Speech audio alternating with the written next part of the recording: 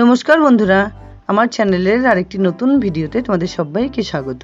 আজ আমি তোমাদের সঙ্গে শেয়ার করছি দুর্দান্ত স্বাদের পেঁপের ডালনা রেসিপি, যেটা যে কোনো নিরামিষ দিনে খাওয়ার মতো পারফেক্ট একটি রেসিপি। রেসিপিটি ভালো লাগলে ভিডিওটাকে একটা লাইক দিয়ে চ্যানেলটাকে সাবস্ক্রাইব করে নেবার অনুরোধ রইল।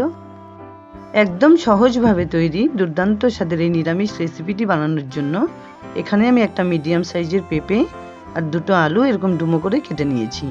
সঙ্গে নিয়েছি এক বাটি সয়াবিন। এখানে সয়াবিনগুলো ওজনে প্রায় 100 গ্রাম। জল দিয়ে 10 মিনিটের জন্য এগুলোকে ভিজিয়ে রেখে দিচ্ছি। এখানে একটা মিক্সিং গ্রাইন্ডারে আমি নিয়ে নিচ্ছি 2 টেবিল স্পুন মৌরি, সঙ্গে দিয়ে দিচ্ছি 1 টুকরো আদা। আদাটা আমি এরকম 2 টুকরো করে নিয়েছি যাতে পেস্ট করার সময় সুবিধে হয়। আর দিলাম 5-6টা কাঁচা লঙ্কা, একটা টমেটো। সব কিছু মিলিয়ে খুব সুন্দর একটা পেস্ট বানিয়ে নিচ্ছি। এখানে আমি 2 টেবিল স্পুন জল মিশিয়ে এই পেস্টটা বানিয়ে নিয়েছি। চাইলে কিন্তু তোমরা শিলনোড়াতেও বেটে নিতে পারো। 10 মিনিট পর গ্যাস অন করে একটা কড়াই বসিয়ে ভিজিয়ে রাখা সয়াবিনগুলোর সঙ্গে আরেকটু পরিমাণ জল মিশিয়ে 2-3 মিনিটের জন্য এগুলোকে সেদ্ধ করে নিচ্ছি। একটু ভিজিয়ে রাখলে কিন্তু সয়াবিনগুলো খুব তাড়াতাড়ি সেদ্ধ হয়ে যায় আর খেতেও বেশ লাগে। এবার এগুলোকে আমি জল থেকে তুলে নিচ্ছি। সমস্ত সয়াবিনগুলো তুলে নেবার পর জলটা ফেলে দিয়ে কড়াইটা পরিষ্কার করে আবার বসিয়ে দিচ্ছি। কড়াইটাকে একটু গরম করে 2 টেবিল স্পুন সাদা তেল আমি দিয়ে দিচ্ছি। তেলটা গরম হয়ে এলে ফোড়ন হিসেবে দিয়ে দিচ্ছি 2টো তেজপাতা আর 1 টিস্পুন সাদা জিরে। ফোড়নটা একটু ফুটে এলে কেটে রাখা আলু আর পেঁপেগুলো মিশিয়ে দিলাম। আর 2 থেকে 3 মিনিট সবজিগুলোকে এভাবে একটু ভেজে নিচ্ছি। গরমকালে পেঁপে, সজনে ডাঁটা এগুলো কিন্তু পেটের পক্ষে খুবই ভালো। আর আমি এই রান্নাটা করেছি খুবই কম তেলে হলেও রান্নাটা কিন্তু বেশ অসাধারণ লাগে খেতে। সবজিগুলো সুন্দর করে ভেজে নেবার পর মিশিয়ে দিচ্ছি পরিমাণ মতো নুন, 1 টিস্পুন হলুদ গুঁড়ো, 1 টিস্পুন কাশ্মীরি লঙ্কা গুঁড়ো। আর এরই সঙ্গে মিশিয়ে দিলাম বানিয়ে রাখা মশলাটা।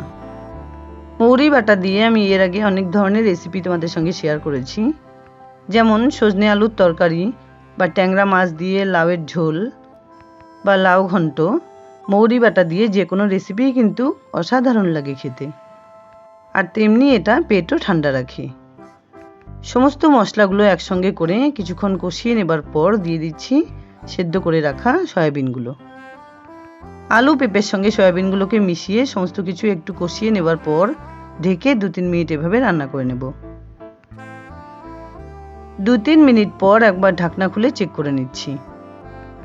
সমস্ত মশলাগুলো শুকিয়ে গিয়ে সবজিগুলোও কিন্তু বেশ সেদ্ধ হয়ে গেছে।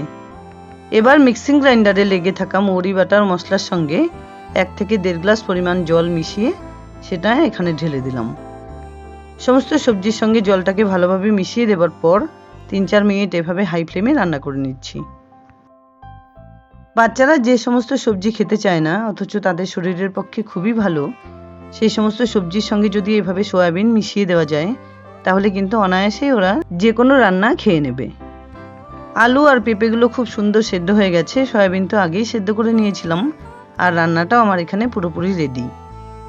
এখানে কিন্তু আমি আর কোনো ধরনের গরম মশলা ইউজ করছি না, তাহলে কিন্তু মৌরি বাটার টেস্টটা নষ্ট হয়ে যাবে। এবার সমস্ত রান্নাটাকে আমি একটা গামলায় ঢেলে নিচ্ছি।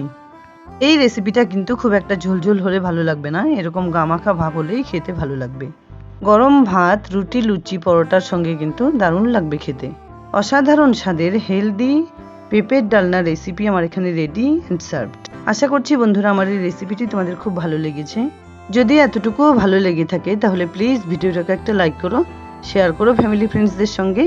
আর আমার চ্যানেলের নতুন বন্ধু হয়ে থাকলে প্লিজ চ্যানেলটাকে সাবস্ক্রাইব করে পাশে থাকা বেল আইকনটা অলে করে দিও, যাতে আমার আপলোড করা সমস্ত ভিডিও নোটিফিকেশন সবার আগে তোমাদের কাছে পৌঁছে যায়।